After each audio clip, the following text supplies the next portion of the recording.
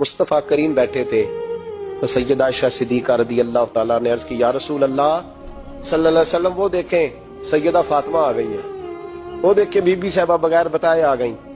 حضرت فاطمہ الزہرا آئی، حضور نے فرمایا فاطمہ بغیر اطلاع کے؟ حضور چھوٹا سا کام تھا، کیسے آئی ہو؟ تو بی بی صاحبہ نے نا عورتوں کا پلو ہوتا ہے نا چادر کا، پلو کھولا، ایک روٹی بندھی ہوئی تھی، کھول کے پیش کی، بیٹے یہ کیا ہے؟